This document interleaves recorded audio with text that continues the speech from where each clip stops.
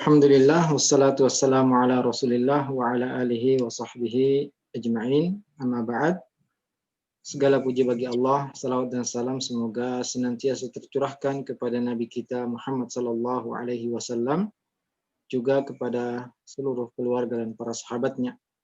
Ikhwan dan akhwat azani Allah wa iyyakum. Alhamdulillah pada malam hari ini kita akan melanjutkan kembali pembahasan kitab Ushulul Iman fi Dhaw'il Kitab was Sunnah.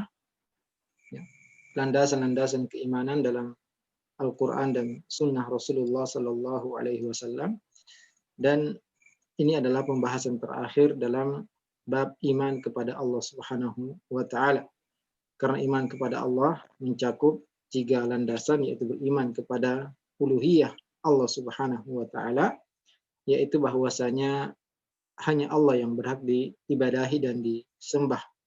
Kemudian beriman kepada rububiyah Allah Subhanahu wa taala, yaitu mengimani bahwasanya hanya Allah yang menciptakan, hanya Allah yang memberikan rezeki, hanya Allah yang menghidupkan dan mematikan, dan hanya Allah yang mengatur alam semesta ini.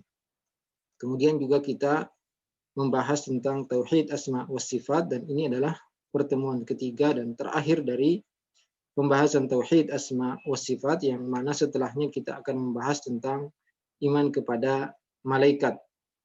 Dan iman kepada asma wa sifat yaitu menetapkan semua yang Allah tetapkan dalam kitabnya, dan menetapkan semua yang Rasulullah Sallallahu Alaihi Wasallam sebutkan dalam hadis-hadis yang sahih dari semua nama-nama dan sifat-sifat Allah Subhanahu wa taala, tanpa melakukan tahrif, penyelewengan, tanpa melakukan ta'til, penolakan dan peniadaan, tanpa melakukan takyif, yaitu menentukan bentuknya, dan juga tanpa melakukan tamsil, yaitu menyebutkan atau mengatakan bahwasanya ada yang sama dengan Allah Subhanahu wa taala. Pada hari ini kita akan membahas beberapa kaidah dalam bab asma wa sifat. Ada beberapa kaidah agar kita semakin memahami dan juga bisa menjawab syubhat sebagian kelompok-kelompok Islam yang mereka menyimpang dan keliru dalam memahami nama-nama dan sifat-sifat Allah Subhanahu wa taala, terutama dalam masalah sifat ini banyak kelompok yang keliru dalam memahaminya. Maka untuk memperdalam lagi pengetahuan kita tentang bab asma wa sifat, tentang nama-nama dan sifat-sifat Allah Subhanahu wa taala, maka ada beberapa kaidah yang akan kita pelajari pada malam hari ini. Ikhwan dan akhwat azani Allah wa iyyakum. Kaidah yang pertama yaitu al-qaulu fi sifat kal qauli fi dzat. Kaidah ini disebutkan oleh para ulama muhaqqiqin, orang-orang yang kompeten dan ahli dalam masalah akidah, yang mana mereka menyebutkan kaidah-kaidah agar kita bisa lebih memahami tentang tauhid asma wa sifat. Kaidah yang pertama yang akan kita pelajari yaitu al-qaulu fi sifat kal qauli fi dzat. Pembicaraan tentang sifat-sifat Allah Subhanahu wa taala sama dengan membicarakan zat Allah Subhanahu wa taala. Pembicaraan tentang sifat-sifat Allah Subhanahu wa taala sama dengan pembicaraan tentang zat Allah Subhanahu wa taala. Maksudnya adalah bahwasanya Allah Subhanahu wa taala laisa kamitslihi syai'. Tidak ada yang sama dan serupa dengan Allah Jalla Jalaluh. La fi dzatihi wala fi sifatihi wala fi af'alihi. Tidak ada yang sama dengan zat Allah Subhanahu wa taala. Tidak ada yang sama dengan sifat-sifat Allah Subhanahu wa taala, dan tidak ada yang sama dengan perbuatan Allah Subhanahu wa taala. Maka jika kita telah sepakat bahwasanya tidak ada yang sama dengan zatnya, tidak ada yang sama dengan sifatnya, tidak ada yang sama dengan perbuatannya, maka apabila Allah mempunyai zat yang hakiki, Allah, kita semua yakin bahwasanya Allah mempunyai zat yang hakiki yang tidak sama dengan semua zat. Zat Allah itu berbeda dengan semua zat. maka begitu juga dengan sifatnya, ya. Karena tadi al-qaulu fis sifat kal qauli fil dzat, ya. Maka apabila kita meyakini bahwasanya Allah mempunyai zat yang berbeda dengan semua zat yang ada, zat makhluknya, maka begitu juga, ya, Allah mempunyai sifat-sifat yang tidak sama dengan sifat-sifat manusia atau sifat-sifat makhluknya, ya. Allah mempunyai sifat-sifat yang tertera dalam kitab dan sunnah Rasulullah Sallallahu Alaihi Wasallam yang tidak sama dengan sifat makhluknya, ya. Dan sifat-sifat tersebut adalah sifat yang hakiki, ya, bukan majazi, bukan sekedar perumpamaan. Jadi ketika kita mengatakan Allah punya tangan, punya kaki, punya mata, maka itu adalah sifat yang hakiki, sifat yang sebenarnya, bukan sekedar perumpamaan, ya. Maka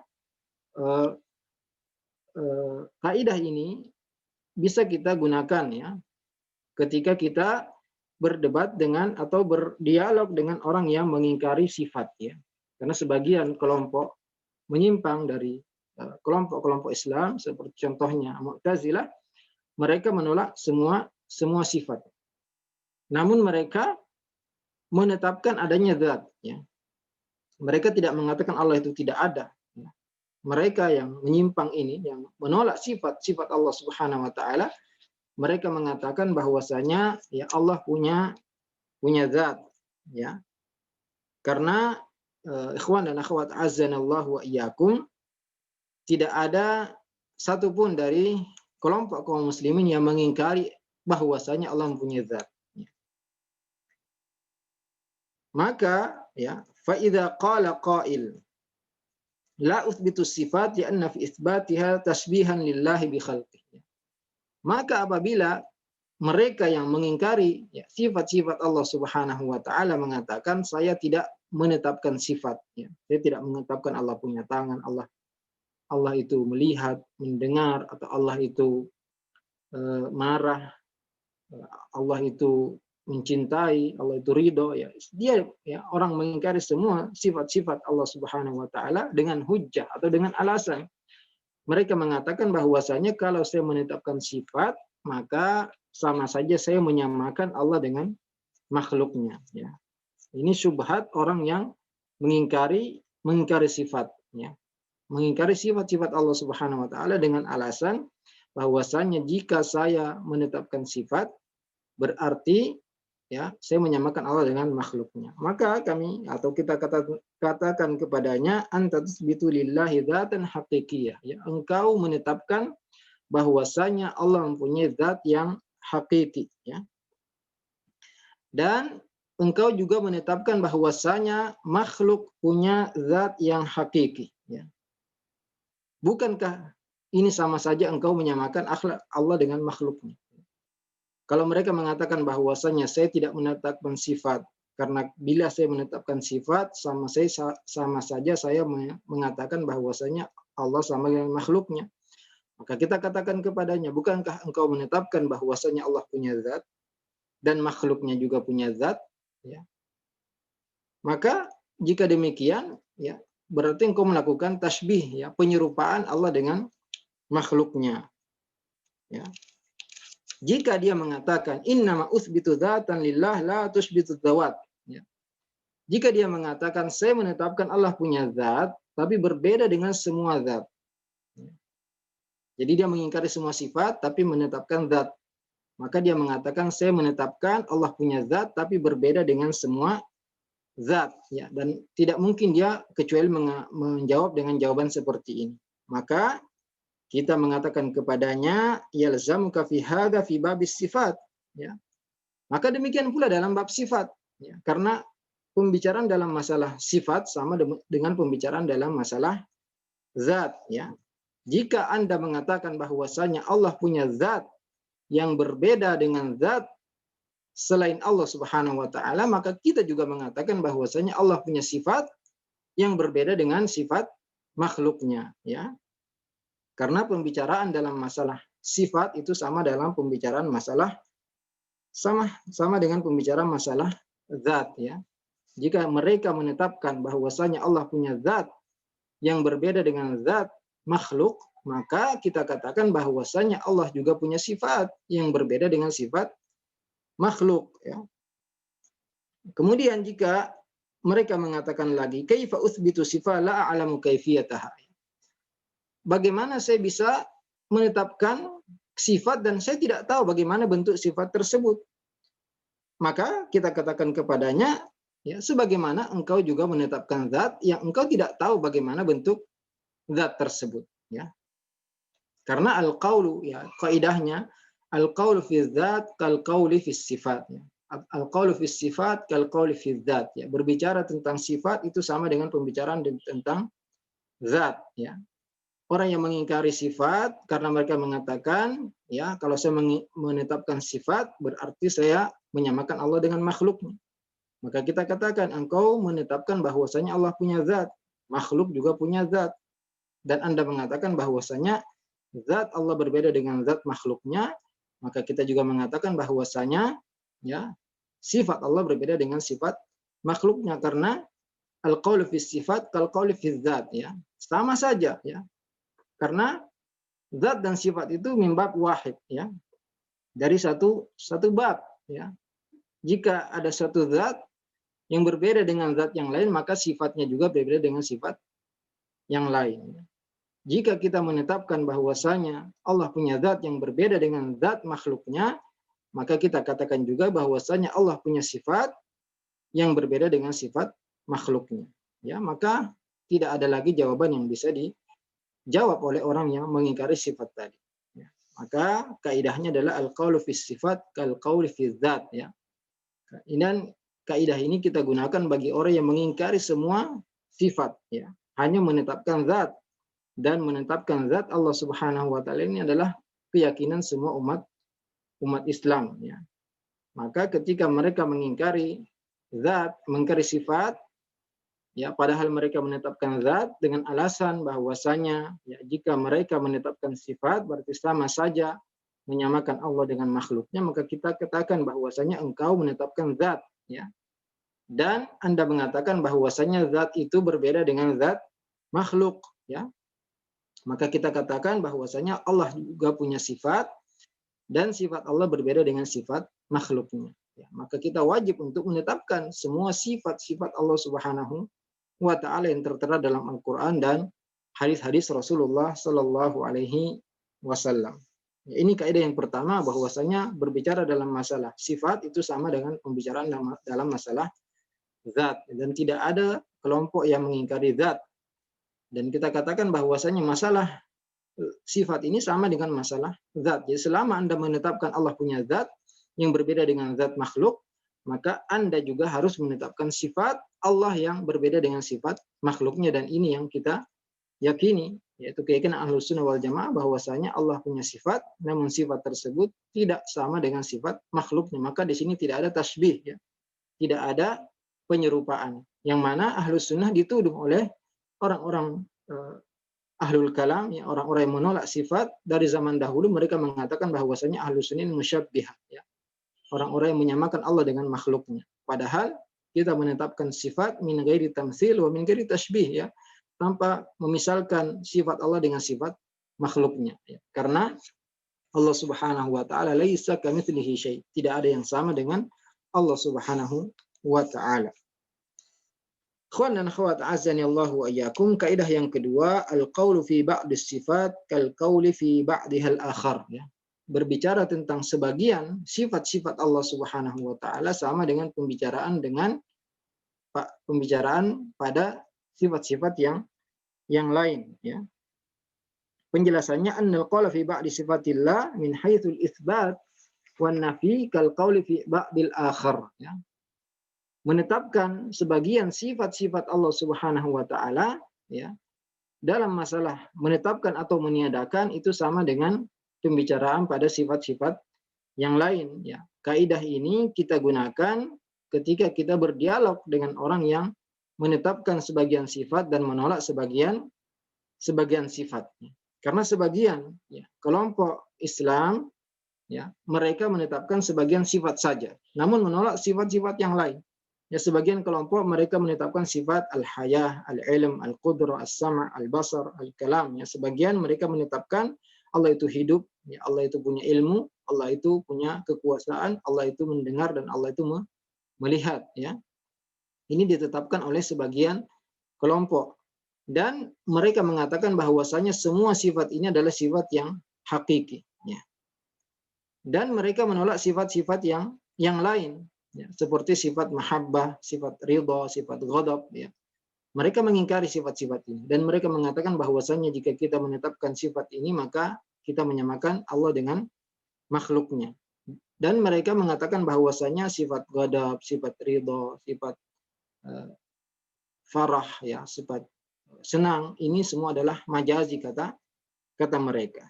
Maka kita katakan bahwasanya tidak ada bedanya antara apa yang kalian tetapkan dan apa yang kalian tolak, ya.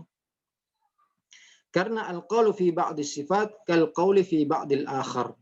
Karena pembicaraan tentang sebagian sifat sama dengan pembicaraan pada sifat-sifat yang lain, ya. Jika Anda menetapkan Allah itu punya sifat hidup, sifat ilmu, sifat kudrah, ya, kemampuan, sifat mendengar dan sifat melihat yang berbeda dengan sifat makhluknya, maka Anda juga harus menetapkan bahwasanya Allah punya sifat mahabbah, punya sifat cinta, punya sifat ridha, punya sifat ghadab, ya, sifat murka, yang mana sifat-sifat ini berbeda juga dengan sifat makhluknya, ya, sebagaimana yang Allah Subhanahu wa taala tetapkan pada dirinya, ya. Jika Anda menolak sebagian dan menerima sebagian, maka ini adalah kontradiksi, ya.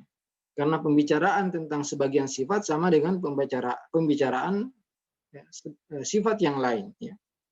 Jadi ini adalah suatu kontradiksi bagi sebagian kelompok Islam yang mereka mengatakan bahwasanya saya menetapkan sifat haya, ya, sifat qudrah, sifat mendengar, sifat melihat, ya, sifat ilmu, dan mereka mengatakan bahwasanya ini berbeda dengan, ya, sifat-sifat ini berbeda dengan sifat yang ada pada makhluk.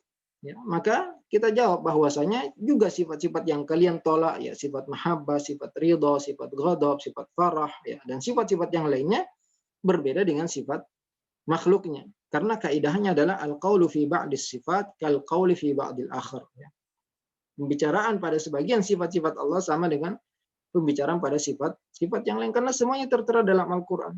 Semua tertera dalam hadis-hadis Rasulullah SAW. Kenapa Anda membedakan ini sifat hakiki, ini sifat majazi? Ya. Maka ketika kita berdialog dengan orang yang menolak sifat ridho, sifat mahabbah, sifat farah, dan sifat-sifat yang lainnya, kita katakan bahwasanya, ya, ini juga adalah sifat-sifat yang berbeda dengan sifat yang ada pada makhluk. Ya. Sebagaimana kalian menetapkan Allah punya pendengaran, punya penglihatan, yang punya sifat hidup dan sifat ilmu yang berbeda dengan sifat makhluknya, maka Allah juga punya sifat ridha, punya sifat murka, punya sifat ghadab, punya sifat murka, punya sifat senang, ya, punya sifat cinta yang berbeda dengan sifat makhluknya. Karena di antara alasan mereka menolak sifat-sifat tadi karena mereka mengatakan kalau kita mengatakan Allah punya sifat murka, ya, sifat cinta, berarti kita samakan dengan makhluknya. Padahal kita tetapkan sifat-sifat ini karena tertera dalam Al-Quran dan Sunnah, dan juga kita katakan bahwasanya sifat-sifat ini berbeda dengan sifat makhluknya. Kaidahnya adalah firman Allah, laisa kamitslihi syai'. Ya, tidak ada yang sama dengan Allah Subhanahu wa taala. Ya. Dan jika mereka menetapkan sebagian sifat dan menolak sebagian, ini adalah suatu kontradiksi, karena semua, ya, sifat-sifat ini tertera dalam Al-Quran, tertera dalam Sunnah Rasulullah SAW, dan, ya, kita sudah katakan bahwasanya sifat ini berbeda dengan sifat makhluknya. Maka di sini tidak ada tasbih, ya, tidak ada penyerupaan. Ya, karena Ahlus Sunnah menetapkan, ya, semua yang ada dalam Al-Quran dan As-Sunnah dan semua dalam satu bab, ya. Semua adalah sifat hakikiyah, ya, sifat hakiki, bukan sifat majazi, bukan sekedar perumpamaan. Kaidah yang ketiga adalah asma wa sifat itu tauqifiyah, ya. Nama-nama dan sifat-sifat Allah adalah tauqifiyah. Artinya kita tidak boleh menetapkan Allah punya sifat demikian, Allah tidak punya sifat demikian, ya, dengan akal kita sendiri. Sebagaimana yang dilakukan oleh ahlul kalam. Mereka menolak sebagian sifat dan menerima sebagian sifat, ya, karena menggunakan akal mereka. Padahal bab asma sifat ini harus kita ambil dari Al-Quran dan Sunnah Rasulullah Sallallahu Alaihi Wasallam. Karena yang dimaksud dengan tauqifiyah, la majala lil aqli fih, ya. Tidak ada penggunaan ya akal dalam masalah ini, ya, menggunakan akal. Wa yajibul wuquf fiha ala ma jaa fil kitabi was sunnah. Harus ya mengikuti apa yang tertera dalam kitab dan sunnah Rasulullah Sallallahu Alaihi Wasallam. Tidak boleh kita tambahi dan tidak boleh kita kurangi. Seperti contoh yang ringan sebelum kita jelaskan, yaitu masalah telinga. Ya. Karena tidak tertera dalam Al-Quran, tidak tertera dalam hadis bahwasanya Allah punya telinga, walaupun Allah punya pendengaran, maka kita tidak menetapkan Allah punya telinga, juga kita tidak mengatakan Allah tidak punya telinga. Ya. Karena menetapkan atau menafikan ini adalah harus sesuai dengan Al-Quran dan Sunnah Rasulullah SAW. Jika dinafikan dalam Al-Quran, Allah tidak la ta'khudhuhu sinatun wala naum, ya, Allah tidak mengantuk dan tidak tidur, maka kita menafikan sifat ini. Ya. Dan jika ditetapkan, maka kita tetapkan sifat tersebut. Artinya semua ya dalam bab asma sifat kita tidak mengatakan Allah punya nama demikian atau sifat demikian kecuali jika ada dalilnya, ya. La yuzadu fiha wa la yunqas, ya. Li'anna al-aqla la yumkinuhu idraku ma yastahiqquhu Allah Ta'ala min al-asma' was sifat. Karena akal tidak mungkin bisa mengetahui ya apa saja ya nama-nama yang berhak diberikan kepada Allah dan apa saja sifat-sifat yang berhak diberikan kepada Allah Subhanahu wa Ta'ala. Akal kita tidak sampai untuk memahami tentang Allah Subhanahu wa Ta'ala secara utuh, ya. Kita hanya bisa mengetahui dari nas yang disampaikan oleh Allah dan disampaikan oleh Rasulullah Sallallahu Alaihi Wasallam dari wahyu yang disampaikan oleh malaikat Jibril. Ya, Allah Subhanahu wa Ta'ala berfirman, "Wala taqfu ma laysa laka bihi ilm, innas sam'a wal basara wal fuada kullu ulaika kana anhu mas'ula." Janganlah kalian mengikuti apa yang tidak ada pengetahuan ya Anda tentang hal tersebut. Sungguhnya ya innas sam'a, sungguhnya pendengaran, penglihatan dan hati semua akan ditanyakan oleh Allah Subhanahu wa Ta'ala. Ya, oleh karena itu seluruh a'immatul Islam, para pemimpin kaum muslimin ya, dari para ulama, mereka di atas metode ini, ya. Berkata Imam Ahmad rahimahullah, la yusafullah illa bima wasafa bihi nafsahu aw wasafahu bihi rasuluh, la yutajawazul Qur'an wal hadits. Ya. Allah tidak boleh disifati kecuali dengan apa yang Allah sifati dirinya sendiri atau disebutkan oleh Rasulullah Sallallahu Alaihi Wasallam, dan kita tidak boleh melangkahi Al-Quran dan hadis. Maka ya dalam bab asma sifat ini kita mengikuti apa yang ada dalam Al-Quran dan apa yang ada dalam hadis-hadis Rasulullah Sallallahu Alaihi Wasallam, dan kita tidak boleh melampaui keduanya. Ya. Kemudian para ulama telah menetapkan kaidah bahwasanya untuk mengetahui sesuatu ya itu hanya ada 3 caranya, ya. Untuk mengetahui sesuatu itu ada 3 caranya, ya. Untuk mengetahui sifat sesuatu hanya ada 3 caranya, ya. Cara yang pertama dengan melihatnya, ya. Jika kita ingin mengetahui Ka'bah itu seperti apa, maka cara pertama adalah melihatnya, ya. Kalau kita lihat Ka'bah, ya ini berarti kita sudah tahu ini Ka'bah, atau melihat sepertinya, ya. Melihat ya seperti Ka'bah, ya. Umpamanya ada yang buat Ka'bah kemudian dia mengatakan Ka'bah itu seperti ini, ya. Karena dia punya Ka'bah kemudian dia bangun ya kotak hitam kemudian dia mengatakan Ka'bah itu seperti ini. Maka kita bisa mengetahui oh berarti ya seperti itu. Untuk mengetahui ya sesuatu itu dilihat atau melihat sepertinya atau disifati oleh orang yang mengetahuinya, ya. Ya, kita bisa mengetahui ada sesuatu di tempat tertentu jika ada orang yang mengetahuinya, pernah melihatnya dan dia menceritakan. Nah, di tempat demikian ada sesuatu yang bentuknya demikian, warnanya demikian dan demikian. Dan pengetahuan kita tentang Allah Subhanahu wa Ta'ala hanya ya tidak ada caranya kecuali cara yang ketiga tadi. Ya. Kalau yang pertama ru'yatuhu, melihat, tidak ada yang pernah melihat Allah sehingga tidak ada yang bisa mengetahui ya dengan cara melihat. Juga tidak ada yang sama dengan Allah sehingga juga tidak mungkin kita mengetahui Allah dengan cara yang kedua ini. Hanya ada satu cara untuk mengetahui Allah Subhanahu wa taala, yaitu dengan mendengar dari orang yang dari zat atau siapa yang mengetahui tentang Allah Subhanahu wa taala, dan tidak ada yang mengetahui tentang Allah kecuali dirinya sendiri dan Rasulullah sallallahu alaihi wasallam yang disampaikan oleh malaikat Jibril. Oleh karena itu, ya, kita ya tidak mungkin bisa mensifati Allah kecuali apa yang Allah kabarkan sendiri tentang dirinya dan dikabarkan oleh Rasulullah sallallahu alaihi wasallam. Maka tidak ada cara untuk menetapkan nama-nama dan sifat Allah Subhanahu wa taala kecuali dari jalan wahyu, yaitu baik itu Al-Qur'an atau jalan hadis Rasulullah sallallahu alaihi wasallam. Karena tidak ada yang pernah melihat Allah dan tidak ada yang sama dengan Allah Subhanahu wa taala. Oleh karena itu, untuk mengetahui dan mengenal Allah Subhanahu wa taala, jalan satu-satunya hanya dengan mempelajari dan membaca Al-Qur'an, juga mempelajari hadis-hadis Rasulullah sallallahu alaihi wasallam, ya. Jadi ini kaidah yang ketiga, yaitu asmaullah tauqifiyah, ya. Nama-nama Allah itu adalah perkara yang tidak bisa kita tetapkan kecuali lewat nas Al-Quran ataupun hadis Rasulullah SAW, dan tidak ada ya sangkut paut akal dalam masalah ini, karena akal kita tidak sampai untuk mengetahui apa saja yang berhak untuk kita namakan Allah dengan nama tersebut atau sifatkan Allah dengan sifat tersebut, ya. Kecuali jika Allah sampaikan Allah punya nama demikian, Allah punya sifat demikian, baru kita kemudian mengetahui, atau Rasulullah mengabarkan Allah punya nama demikian, Allah punya sifat demikian, baru kita tetapkan. Selain jalan dua ini, maka kita tidak boleh menetapkan nama dan sifat bagi Allah Subhanahu wa taala. Kaidah yang keempat adalah asmaullah kulluha husna, ya. Nama Allah itu semuanya nama yang paling baik, ya, yang paling sempurna, yang paling indah, ya.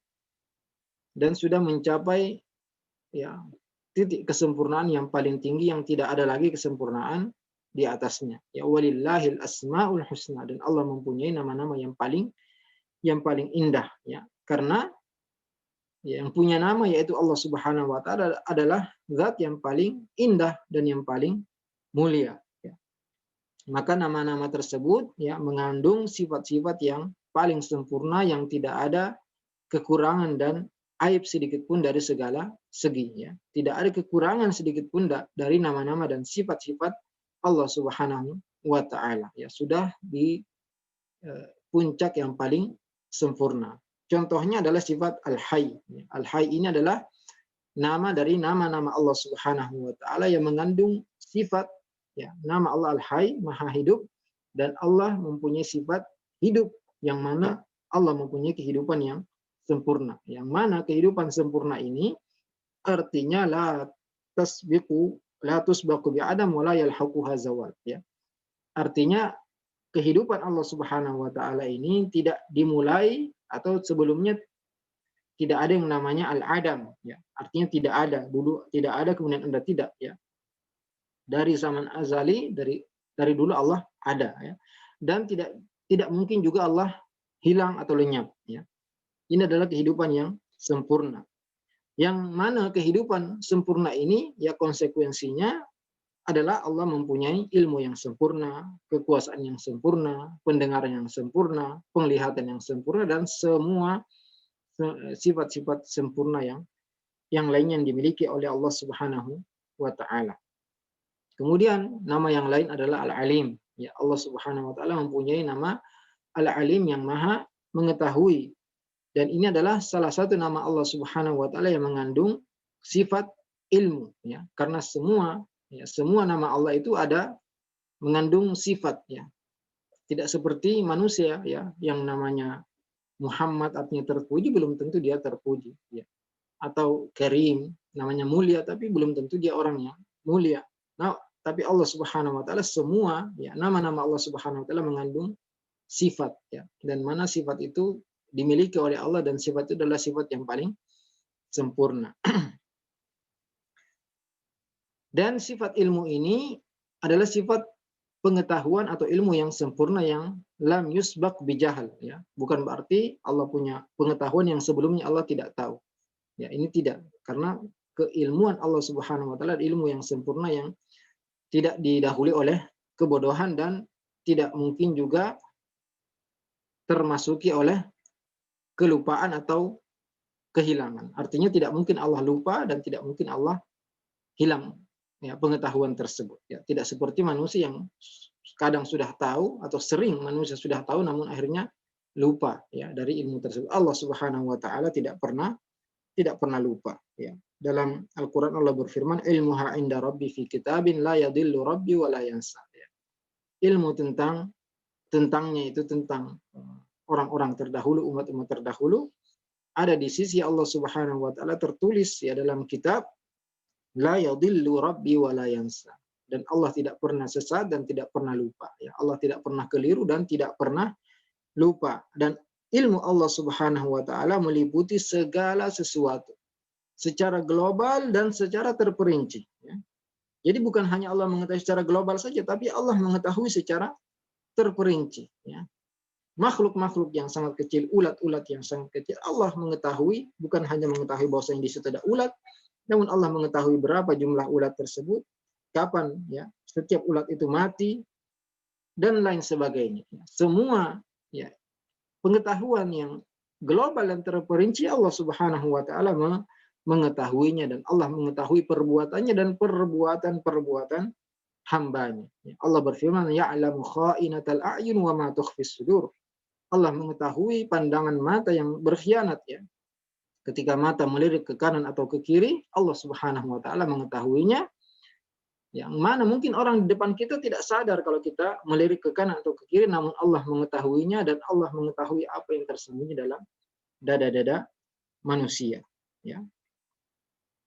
Maka ini ya arti dari kaidah bahwasanya Allah Subhanahu wa taala mempunyai nama-nama yang ya paling sempurna, ya paling indah ya. Dan kesempurnaan nama-nama Allah Subhanahu wa taala ini baik ketika disebutkan secara khusus sendiri maupun ketika digandengkan dengan nama yang lain ya. Karena sebagian nama Allah Subhanahu wa taala sering digandengkan dengan nama-nama yang lain. Contohnya adalah Allah Subhanahu wa taala dalam Al-Qur'an sering sekali menggandengkan antara sifat Al-Aziz dengan Al-Hakim ya.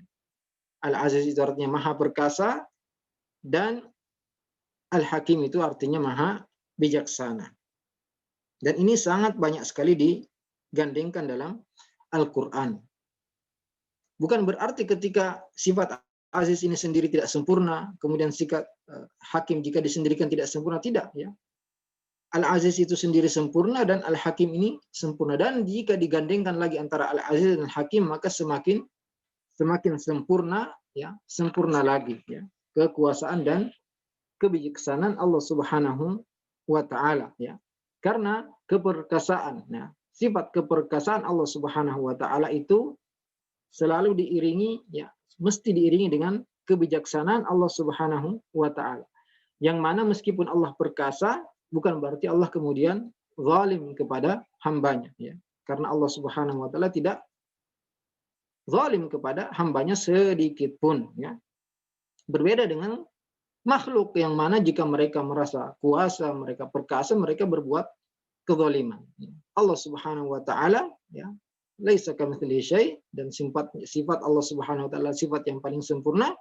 Maka keperkasaan Allah Subhanahu wa taala bukan berarti kemudian Allah sewenang-wenang atau Allah berbuat zalim ya. Allah tentu berbuat sesuai kehendak Allah Subhanahu wa taala, namun Allah tidak berbuat zalim ya. Allah melakukan apa saja yang Allah kehendaki, namun Allah Subhanahu wa taala tidak zalim kepada hambanya. Berbeda dengan sebagian makhluk yang mana mereka jika mereka merasa perkasa, merasa berkuasa, mereka akan berbuat zalim. Juga hukum Allah Subhanahu wa taala dan kebijaksanaan Allah Subhanahu wa taala ini ya adalah sifat yang sangat sempurna ya, yang mana kebijaksanaan Allah Subhanahu wa taala juga dibarengi dengan keperkasaan Allah Subhanahu wa taala. Berbeda dengan sebagian makhluk yang mana mereka ingin berbuat bijaksana namun mereka tidak perkasa ya, untuk menerapkan ya kebijaksanaan tersebut. Allah Subhanahu wa taala mempunyai keperkasaan yang keperkasaan tersebut tidak membuat Allah zalim kepada hamba-hambanya, ya. Karena Allah Maha Hakim, Maha bijaksana dan menempatkan segala sesuatu pada tempatnya. Maka ya ini ya hanya 4 kaidah ini saja yang kita pelajari pada pertemuan kita pada malam hari ini, dan memang ya tidak kita dalami ya, banyak ada kitab khusus Qawaid Muthla ya fi asma was sifat, kaidah terbaik dalam bab asma sifat yang ditulis oleh Syekh Muhammad bin Shalih Al-Utsaimin bagi yang ingin mendalami ya pembahasan ini secara lebih mendalam lagi. Namun karena ya kitab ini memang kita katakan tidak juga terlalu ringkas atau tidak terlalu panjang, maka 4 kaidah ini saja yang kita pelajari pada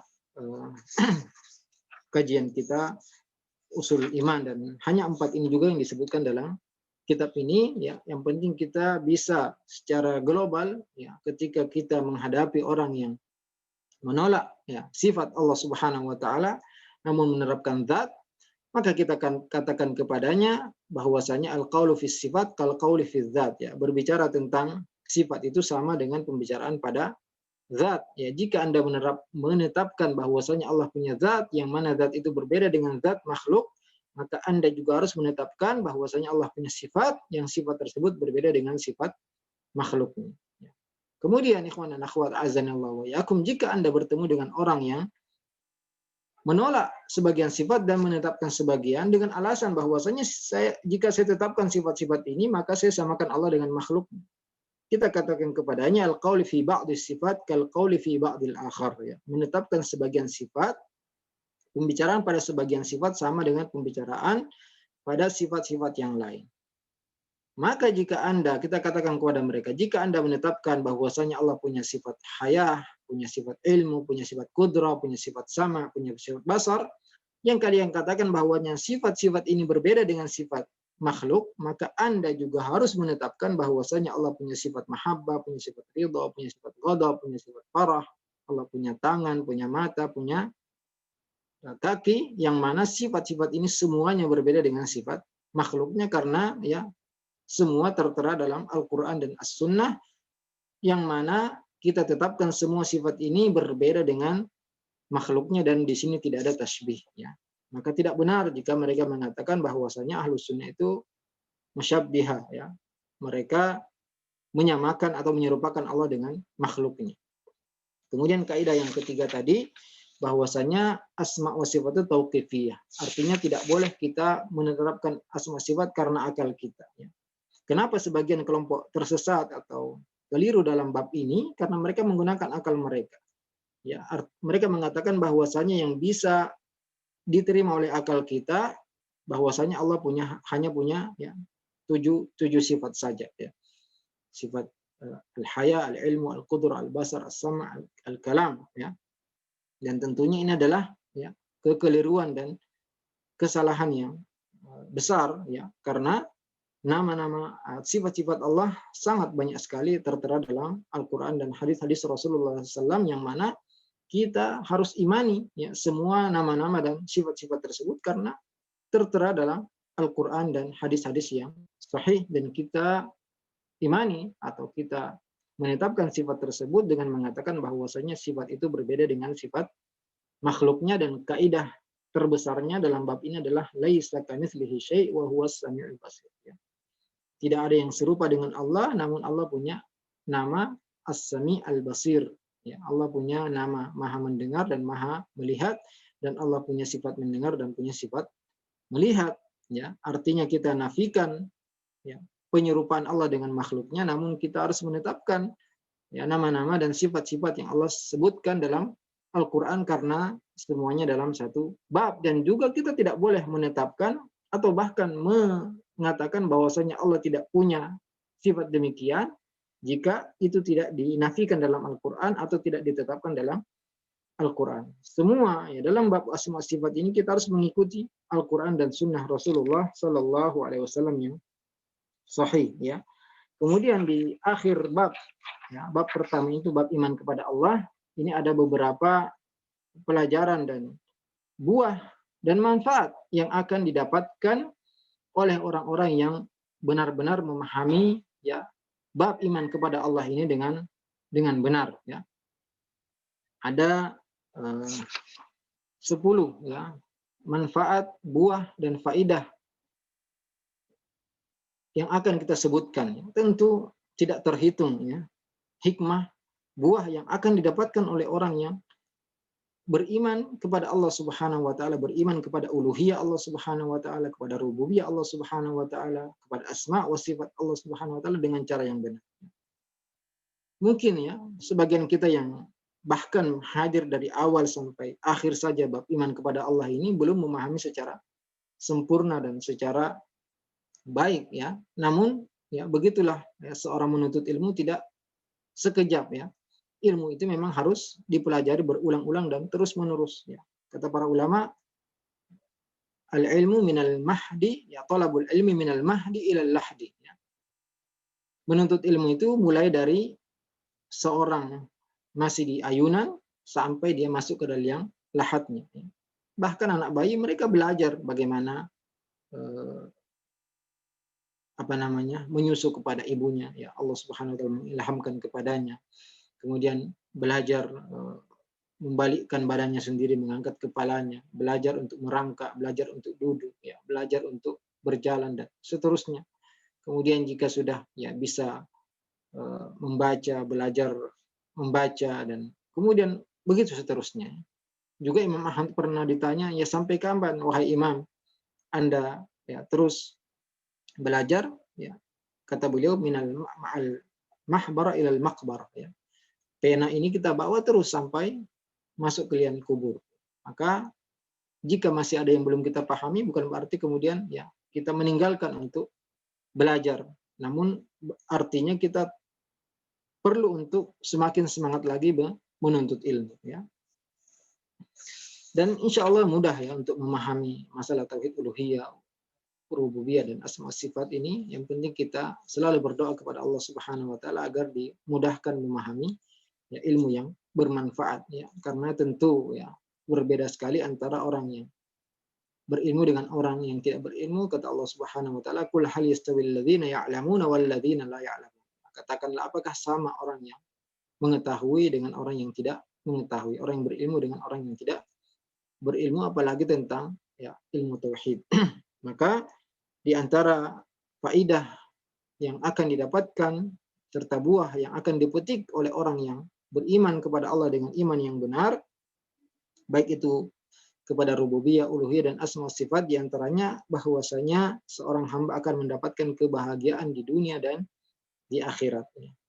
Karena tidak mungkin seorang itu bahagia dengan kebahagiaan yang sempurna, kebahagiaan yang sebenarnya, kecuali jika dia beriman kepada Allah Subhanahu wa taala dengan keimanan yang benar.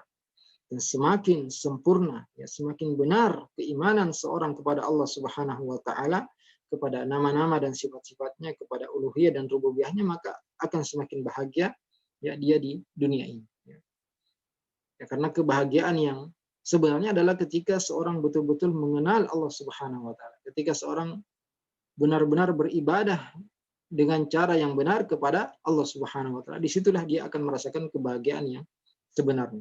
Dan semakin berkurang ya pengetahuan seorang tentang Allah Subhanahu wa taala, semakin kurang ibadahnya kepada Allah, semakin kurang pengetahuannya tentang nama dan sifat-sifat Allah Subhanahu wa taala, maka akan semakin kurang pula kebahagiaannya. Ya, semakin kurang kebahagiaan. Maka tentu kita semua ingin bahagia, dan untuk mencapai kebahagiaan yang hakiki di dunia dan kebahagiaan hakiki di akhirat di surga nanti, tidak ada jalannya kecuali dengan mengenal Allah Subhanahu wa taala, kecuali dengan mentauhidkan Allah Subhanahu wa taala, kecuali mengenal Allah dengan nama-nama dan sifat-sifat. Kemudian buah yang kedua yaitu imanul abdi bi rabbih wa asma'i sifatihi wa a'zamu asbabi khaufihi subhanahu wa khasyatihi wa tahqiqi ta'atihi. Sungguhnya keimanan seorang hamba kepada Allah Subhanahu wa taala, kepada nama-nama dan sifat-sifat Allah Subhanahu wa taala adalah sebab terbesar dia takut kepada Allah Subhanahu wa taala ya. Sebab terbesar dia akan berusaha taat kepada Allah Subhanahu wa taala ya. Karena jika seorang tidak mengenal Allah, ya, tidak mengetahui hak-hak Allah Subhanahu wa taala, tidak mengetahui nama-nama dan sifat Allah, bagaimana dia akan takut kepada Allah Subhanahu wa taala? Bagaimana dia bersemangat untuk taat kepada Allah jika dia tidak mengenal Allah Subhanahu wa taala? Dan semakin seorang mengenal Allah Subhanahu wa taala, semakin mengetahui hak-hak Allah Subhanahu wa taala, maka dia akan semakin dekat Allah Subhanahu wa taala. Dia akan semakin takut kepada Allah Subhanahu wa taala. Dia semakin kuat beribadah kepada Allah Subhanahu wa taala, dan dia akan semakin jauh dari perbuatan dosa dan maksiat. Ketika seorang mengetahui, mengenal betul tentang nama-nama Allah, tentang Allah Maha Agung, ya, Maha Kuasa, Maha Perkasa, Maha Melihat, Maha Mendengar, ya, dan benar-benar, ya, menghayati dan merenungi, ya, sifat-sifat ini dalam hatinya, maka dia akan semakin takut kepada Allah, semakin cinta kepada Allah Subhanahu wa taala ketika dia mengetahui Allah Maha Ar-Rahim, ya, Maha Pengasih, Maha Penyayang, ya, Maha Pengampun, ya, Maha Pemberi rezeki, ya. Jika dia betul-betul mengenal Allah Subhanahu wa taala dengan baik, maka dia akan semakin cinta kepada Allah, semakin taat kepada Allah, dan semakin jauh dari perbuatan maksiat. Kemudian buah yang ketiga, annal abda yanalu bidzalika tuma'ninatul qalbi, kedamaian hati, ketenangan hati, ya, ketentraman hati itu tidak mungkin didapatkan kecuali jika, ya, seorang beriman dengan keimanan yang benar. Dan kedamaian, ketentraman dan ketenangan hati itu bukan hanya di akhirat nanti, tapi di dunia ini juga. Allah Subhanahu wa taala berfirman, "Alladzina amanu wa tatma'innu qulubuhum bi dzikrillah, ala bi dzikrillah tatma'innu al-qulub." Ya. Orang-orang yang beriman, ya, tentu dengan iman yang benar, wa tatma'innu qulubuhum bi dzikrillah. Dan hati-hati mereka tenang dengan mengingat Allah Subhanahu wa taala, ala bi dzikrillah tatma'innul qulub. Ketahuilah bahwasanya hanya dengan berzikir dan hanya dengan mengingat Allah Subhanahu wa taala hati akan menjadi tenang. Sebagian salaf mengatakan, periksa hati Anda dalam 3 perkara, ya, ketika Anda membaca Al-Qur'an, ketika Anda sholat, dan ketika Anda berzikir. Jika 3 hal ini, ya, Anda tidak merasakan kenikmatan, maka Anda perlu untuk mengoreksi lagi, ya. Mengoreksi dengan baik, perbaiki lagi, ya, ilmu Anda, pengetahuan Anda, zikir Anda, sholat Anda, dan cara Anda membaca Al-Quran. Ya. Karena orang yang beriman dengan keimanan yang benar, dan tidak mungkin seorang beriman dengan iman yang benar kecuali dia rajin untuk mengkaji tentang, ya, tauhid, tentang pembahasan akidah, pembahasan, ya, apa saja yang hak-hak hak Allah yang harus kita penuhi, dan apa saja nama-nama Allah Subhanahu wa taala yang harus kita imani, sifat-sifat yang harus kita imani, dan bagaimana cara beriman kepada Allah dengan iman yang benar. Kemudian buah yang keempat, ya, pahala di akhirat nanti tidak mungkin didapatkan oleh seorang jika dia beriman dengan keimanan yang benar, ya. Karena dengan, ya, merealisasikan iman yang benar, baru seorang akan mendapatkan pahala di akhirat nanti, dan dia akan dimasukkan ke dalam surga. Ya. Jika, ya, keimanan seorang itu tidak benar, maka tidak mungkin dia bisa masuk surga, dan tidak mungkin dia bisa selamat dari neraka. Dan yang lebih besar daripada, ya, masuknya seorang ke dalam surga dan diselamatkan dari neraka adalah dia akan mendapatkan ridha Allah Subhanahu wa taala. Wa ridwanu minallahi akbar. Ridha Allah Subhanahu wa taala yang terbesar. Karena jika seorang telah mendapatkan ridha Allah Subhanahu wa taala, maka Allah tidak akan murka lagi kepadanya selama-lamanya. Kemudian juga nikmat yang terbesar yang akan didapatkan oleh orang yang beriman dan keimanan yang benar adalah di surga nanti dia akan melihat wajah Allah Subhanahu wa taala, dan tidak ada kenikmatan yang lebih besar daripada kenikmatan melihat wajah Allah Subhanahu wa taala. Ketika penduduk surga nanti masuk surga, mereka akan ditanya oleh Allah Subhanahu wa taala, "Turiduna syai'an azidukum?" Apakah kalian, kata Allah Subhanahu wa taala berbicara kepada penduduk surga, apakah kalian ingin aku tambahkan nikmat yang lain? Maka penduduk surga mengatakan, Alam tubayyit wujuhana, alam tudkhilnal jannah, alam tunajjina minan nar. Bukankah engkau ya Allah telah memutihkan wajah-wajah kami, memasukkan kami ke dalam surga, mengeluarkan kami dari neraka, dan sudah menikmati semua kenikmatan surga, maka apalagi ya yang kami minta, kata penduduk surga menjawab pertanyaan Allah Subhanahu wa taala. Maka Allah Subhanahu wa taala membuka hijab ya yang menutup, menghalangi penglihatan ya, penduduk surga kepada Allah Subhanahu wa taala, dan ketika mereka penduduk surga melihat Allah Subhanahu wa taala, mereka merasakan nikmat yang sangat besar yang tidak ada kenikmatan surga yang lebih nikmat daripada melihat wajah Allah Subhanahu wa taala. Semoga kita semua termasuk orang-orang yang dimasukkan ke dalam surga dan merasakan nikmat melihat wajah Allah Subhanahu wa taala. Kemudian buah ya, berikutnya dari buah keimanan kepada Allah Subhanahu wa taala, yaitu iman yang benar kepada Allah adalah cara untuk membenarkan amalan-amalan dan menjadikan amalan itu bisa diterima. Jadi iman kepada Allah inilah yang akan menjadikan amalan kita menjadi sah, ya, menjadi diterima, menjadi iman yang menjadi amalan yang akan dibalas oleh Allah Subhanahu wa taala, ya. Karena meskipun seorang ya melakukan ibadah dengan sangat rajin, meskipun tiap tahun dia berangkat haji, tiap bulan dia berangkat umrah, dia rajin sholat, rajin bersedekah, rajin membangun masjid, namun keimanan dia kepada Allah dicampuri dengan syirik besar, ya, maka tidak akan diterima amalan tersebut. Ya. Bagaimanapun dia berbuat kepada kedua orang tua, ya, bersedekah kepada orang miskin, membangun ya panti asuhan, betapapun amal yang dia lakukan, ya, tiap bulan dia berangkat umroh, tiap tahun dia berangkat haji, puluhan kali berangkat haji, jika keimanan dia kepada Allah ya dicampuri dengan kesyirikan yang besar, maka tidak akan diterima semua amalan tersebut. Allah berfirman, "Wa may yakfur bil imani faqad habita 'amaluhu wa huwa fil akhirati minal khasirin." Dan barang siapa yang kufur setelah beriman, maka terhapuslah ya amalan-amalannya, dan di akhirat nanti dia akan termasuk orang-orang yang merugi. Dalam ayat lain ya, wa qadimna ila ma 'amilu min amalin faja'alnahu haba'an mansura, dan kami datangkan apa yang mereka lakukan dari amal-amalan dan kami jadikan seperti debu yang berterbangan. Juga firman Allah, man aradal akhirah, dan barang siapa yang menginginkan kehidupan akhirat, wasa'alaha sa'yah, dan bersungguh-sungguh berusaha untuk ke arah tersebut, wa huwa mu'min, ya, syaratnya dia beriman. Ya, bukan hanya beriman dengan keimanan yang ya, dicampuri dengan keraguan, namun keimanan yang benar, ya, keimanan yang tidak ada keraguan sedikit pun. Faulaika kana sa'ihum mashkura. Mereka itulah yang ya, amalannya akan diberi balasan. Maka iman kepada Allah tentu dengan rukun-rukun iman yang lain ini adalah syarat ya agar seorang ya, diterima amalannya dan diberi balasan oleh Allah Subhanahu wa taala. Kemudian buah berikutnya, ikhwan dan akhwat azanillahu wa iyyakum, ya.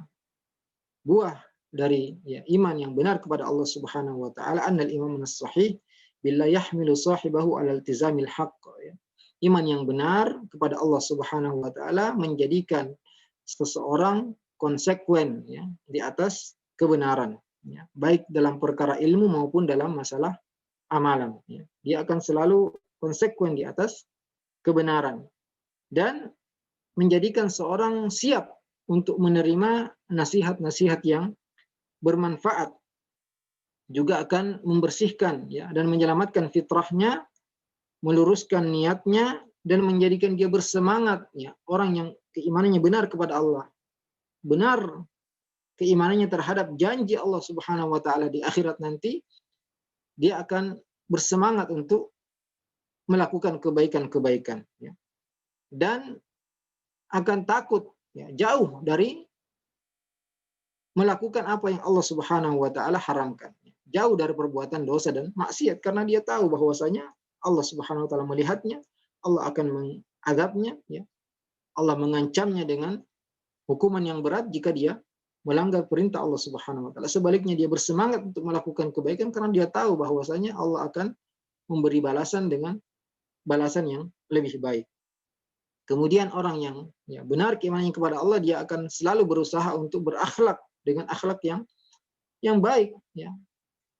Karena Allah Subhanahu wa taala memerintahkan kepada hal tersebut, innallaha ya'muru bil adli wal ihsan wa ita'i dzil qurba wa yanha 'anil fahsya'i wal munkari wal baghi. Allah Subhanahu wa taala menyuruh untuk berbuat adil, berbuat kebaikan, ya, dan memberi kepada kerabat, ya, bersedekah kepada kerabat, berinfak kepada kerabat. Wa yanha 'anil fahsya'i wal munkar, dan Allah melarang dari perbuatan keji dan munkar, juga wal baghi, perbuatan zalim. Dan Allah memerintahkan seorang berbuat adil, ya, dan melarang dari perbuatan zalim. Juga Rasulullah SAW memerintahkan umatnya untuk selalu berakhlak dengan akhlak yang baik. Innama bu'itsu liutammima makarimal akhlak. Ya. Sungguhnya aku diutus untuk menyempurnakan akhlak yang sempurna, akhlak-akhlak yang baik. Dan orang yang paling dekat nanti, ya, aqrabukum minni majlisan yaumal qiyamah ahasinukum akhlaqan, kata Nabi SAW, orang yang paling dekat tempat duduknya denganku di akhir kiamat nanti yaitu orang yang paling baik akhlak. Maka orang yang benar keimanannya kepada Allah, ya, di samping dia semangat untuk berbuat baik, beribadah, jauh dari perbuatan dosa dan maksiat, dia juga adalah orang yang selalu berusaha untuk berakhlak dengan akhlak yang baik dan beradab dengan adab yang sempurna. Kemudian ikhwan dan akhwat azanallahu wa iyyakum, buah berikutnya yang didapatkan oleh orang yang beriman kepada Allah dengan iman yang benar, ya, iman tersebut akan menjadi pengontrol dia, ya, sandaran dia dalam segala kondisi, ya. Baik ketika dia sedang bahagia ataupun ketika dia sedang sedih, ya. Baik ketika dia melakukan ketaatan ataupun ketika dia terjatuh kepada perbuatan maksiat, ya. Penjelasannya adalah ketika, ya, seorang beriman dengan iman yang benar kepada Allah Subhanahu wa taala, ya, ketika dia mendapatkan kenikmatan, ya, ketika dia merasa senang, merasa bahagia, dia akan bersyukur kepada Allah Subhanahu wa taala karena dia yakin bahwasanya, ya, wa ma bikum min ni'matin faminallah. Nikmat apa saja yang ada pada diri kalian itu datangnya dari Allah, ya. Bukan dari diri kalian sendiri, bukan karena, ya, kepandaian kalian, tapi karena karunia dari Allah Subhanahu wa taala. Sebaliknya, jika dia ditimpa musibah, ya, merasa sedih, dia juga akan kembali kepada Allah Subhanahu wa taala. Dia akan bertaubat kepada Allah Subhanahu wa taala, beristighfar kepada Allah. Dia mengakui bahwasanya dia banyak berdosa dan dia juga berharap bahwasanya musibah ini akan menjadi penghapus dosa-dosanya, juga penambah pahalanya di akhirat nanti. Sehingga keimanan ini akan menjadi, ya, kontrol dia dalam segala kondisi, baik dia ketika senang ataupun ketika sedih.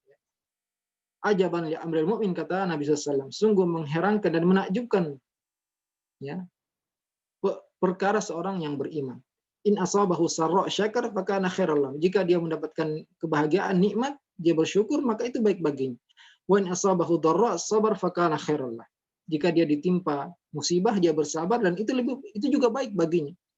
Walaysa dzalika li ahadin illa lil mu'min, dan itu tidak akan dimiliki kecuali orang yang beriman. Demikian pula ketika dia melakukan ketaatan, ya, dia tidak merasa sombong, ya, karena dia tahu bahwasanya membimbing dia untuk melakukan ketaatan itu Allah Subhanahu wa taala. Allah yang menolong dia, memberikan taufik kepada dia.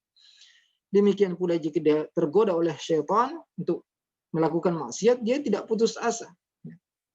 Dia segera bertaubat, meminta ampun kepada Allah Subhanahu wa taala, dan dia mengetahui bahwasanya Allah Maha Pengampun. Maka semua, ya, gerak-gerik hamba yang beriman kepada Allah Subhanahu wa taala itu kontrolnya adalah iman ini, ya. Jika imannya benar, ketika dia sedang bahagia, dia kembali kepada Allah, bersyukur kepada Allah. Ketika dia sedih, dia juga kembali kepada Allah, berdoa kepada Allah agar dihilangkan kesedihannya, agar diberi jalan keluar, agar Allah memberikan pahala kepadanya, mengangkat derajatnya. Ketika dia melakukan ketaatan, dia bersyukur kepada Allah, ya, karena telah membimbing dan beri taufik kepadanya. Dan ketika dia terjatuh dalam maksiat, dia juga kembali kepada Allah, segera bertaubat dan beristighfar, ya, karena malu kepada Allah Subhanahu wa taala yang telah memberinya banyak kenikmatan.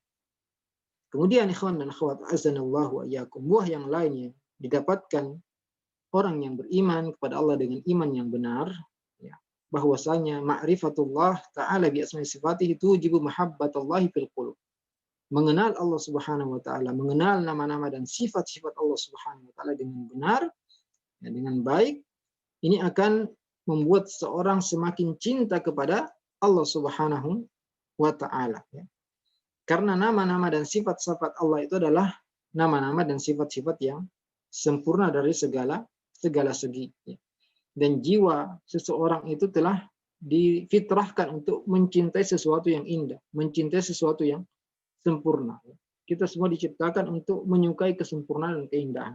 Dan ketika seseorang mengenal, ya, nama-nama dan sifat Allah yang sempurna, maka ia akan semakin cinta kepada Allah Subhanahu wa taala. Dan ketika seorang sudah cinta kepada Allah Subhanahu wa taala, maka anggota badannya pasti tunduk kepada Allah Subhanahu wa taala, dan kemudian dia mudah untuk beribadah kepada Allah, yang mana ibadah ini adalah tujuan, ya, kita diciptakan di dunia ini, ya. Maka ketika kita semangat untuk pelajari asma wa sifat, kita betul-betul mengenal Allah Subhanahu wa taala, mengetahui nama-nama dan sifat Allah yang sempurna, maka kita akan semakin cinta kepada Allah, dan kecintaan ini akan membuat kita mudah untuk taat kepada Allah dan mudah untuk meninggalkan apa yang Allah larang. Kemudian buah yang berikutnya, ya, pengetahuan tentang nama-nama dan sifat-sifat Allah Subhanahu wa taala, ya, akan menambah kuat keyakinan seseorang, ya, bahwasanya hanya Allah Subhanahu wa taala yang mengatur alam ini, ya. Allah Subhanahu wa taala di tangannya kendali segala urusan, baik itu perkara agama maupun perkara dunia, ya. Dan ketika seorang, ya, sudah yakin dengan hal ini, bahwasanya kendali segala urusan di tangan Allah, tidak ada yang terjadi kecuali atas izin Allah, atas kehendak Allah Subhanahu wa taala, ini akan semakin menguatkan tawakal, ya, seorang kepada Allah Subhanahu wa taala. Dia akan semakin menyandarkan segala urusannya kepada Allah, menyerahkan segala urusannya kepada Allah Subhanahu wa taala, karena dia mengetahui dan meyakini bahwasanya tidak ada kebaikan kecuali itu atas izin Allah, dan tidak ada keburukan yang terjadi kecuali atas izin Allah Subhanahu wa taala. Dan barang siapa bertawakal kepada Allah, Allah berfirman, "Wa may yatawakkal 'ala Allah fa huwa hasbuh." Barang siapa yang bertawakal kepada Allah, maka Allah cukup baginya. Jika seorang bertawakal dengan tawakal yang sempurna, maka, ya, dia akan tenang. Baik dia hidup kaya, hidup miskin, ya, ditimpa musibah, mendapatkan nikmat, ya, dia akan tenang hatinya, ya. Selalu berharap kepada Allah Subhanahu wa taala, selalu, ya, tenang hatinya, dan ini adalah kebahagiaan yang sebenarnya, ya. Inilah yang disebutkan oleh Ibnu Taimiyah rahimahullah, "Inna fil dunyati jannah man lam yadkhulha lam yadkhul jannatal akhirah." Sungguhnya di dunia ini ada surga, yang mana jika seorang tidak memasukinya surga di dunia ini, maka dia tidak akan masuk surga di akhirat, yaitu ketenangan hati, rasa qanaah, rasa puas, ya, rasa cinta kepada Allah Subhanahu wa taala, rasa bahagia ketika beribadah, ketika membaca Al-Qur'an, ya, ketika mendapatkan nikmat Allah Subhanahu wa taala, dan ketika kehilangan nikmat pun juga tetap tenang, ya. Karena, ya, dia mengetahui bahwasanya semua milik Allah, dan jika Allah ingin mengambilnya, maka itu hak Allah Subhanahu wa taala, dan dia berharap balasan kebaikan dari Allah Subhanahu wa taala. Sebaliknya juga jika dia mendapatkan nikmat, dia pun tidak sombong, ya, karena dia tahu bahwasanya ini adalah murni, ya, pemberian Allah Subhanahu wa taala. Kemudian yang terakhir, ya, penulis kitab ini menyebutkan bahwasanya ihsa'ul asma'ul husna wal ilmu biha aslun lil ilmi bi kulli ma'lum, ya. Mengetahui nama-nama dan sifat Allah Subhanahu wa taala adalah pokok segala ilmu, ya. Karena segala, ya, ilmu pengetahuan, baik itu tentang penciptaan ataupun perintah Allah Subhanahu wa taala, atau ilmu tentang alam semesta, ilmu tentang syariat Allah Subhanahu wa taala, sumbernya dari Asmaul Husna, ya, dari nama-nama Allah Subhanahu wa taala yang sempurna. Ya. Maka barang siapa yang mengenal Allah Subhanahu wa taala, semakin tahu tentang Allah Subhanahu wa taala, maka ini adalah ya, sumber dari segala ilmu yang ada di alam semesta ini. Ya, maka ya, ilmu yang paling penting adalah ilmu tauhid, ya, ilmu aqidah, ilmu tentang Allah Subhanahu wa taala. Oleh karena itu para ulama mengatakan ya syaraful ilmi bi syarafil ma'lum, ya. Mulianya suatu ilmu itu tergantung apa yang dipelajari pada ilmu tersebut. Jika itu tentang Allah Subhanahu wa taala, maka itu adalah ilmu yang paling mulia karena tidak ada yang lebih mulia, tidak ada yang lebih agung ya, melebihi Allah Subhanahu wa taala ya. Maka ya, mempelajari tentang tauhid ya, tentang tauhid asma sifat, tentang tauhid uluhiyah, rububiyah, ya ini akan menambah ya iman kita kepada Allah Subhanahu wa taala, menambah keyakinan kita, tawakal kita, kecintaan kita kepada Allah Subhanahu wa taala. Maka jangan malas untuk mempelajari hal ini juga ya. Berikutnya kita akan pelajari tentang malaikat, kitab-kitab terus, dan itu juga berkaitan dengan iman kepada Allah, karena jika kita mengetahui ya besarnya makhluk Allah Subhanahu wa taala, besarnya para malaikat, ya kemampuan mereka yang luar biasa bisa menjelma dan punya ya bentuk yang sangat besar sekali, maka jika makhluk saja seperti itu, jumlahnya sebanyak itu, bagaimana dengan ya, pencipta ya semua makhluk yang besar tersebut.